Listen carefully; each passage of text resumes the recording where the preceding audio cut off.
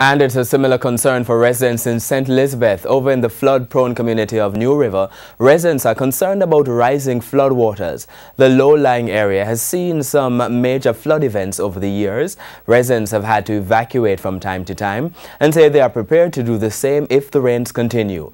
The area and other parts of St. Elizabeth have been experiencing heavy rain for the past 2 weeks. We can see how the house set right in our back. For this is only a day and a half rain. So if we get like 1-2 more day rain, now we probably got to take a boat out of here. If you come close to us all the while, and the rainfall our house always have water. When we have somewhere to go, relocate, don't be the road. Don't go on a relative house. And for an update on what's happening, we're now joined by Communications Manager of the National Works Agency, NWA, Stephen Shaw. Good evening, Stephen. And thank you so much for joining us. Good evening. Right. Good evening. Right. Now, first of all, which areas are most problematic for the NWA at this time? At this time, we have flooding, major flooding in the southern section of Clarendon. The road from Alley to Rest is now impassable. So persons who are going to Racecourse, Kempshill, Exeter, Rasta Camp and those places now have a serious challenge on their hands. In St. Andrew, we have 4 areas that continue to be impassable at this time, even as we continue our work. The road up to Newcastle, that's Papine to Red Light, it is impassable by Griffin Gully. We have heavy siltation and landslides impacting that road.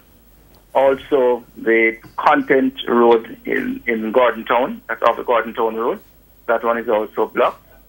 Dallas Castle, this road is blocked. So too, the Flamstead Road into the Flamstead community, this one is being blocked by landslides and mud flows.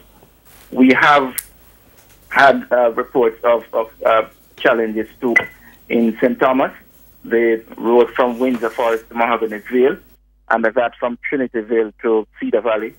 These have been badly scoured and are proving a bit challenging to the motoring public. Some flooding being experienced at Leith Hall and Boughton and Hartley in the parish. The challenges that we had in Westmoreland, in the 3 Miles River, Chantilly, and Little London areas, those we were seeing some reduction in the water levels there because most of the rains today would have experienced between Clarendon and St. Thomas, mostly on the southern coast. What advice do you have to the motorists at this time? Alternative routes, or should they stay away? But just to say to persons, well, where we don't have access this evening, we are going to be returning to these areas in the morning.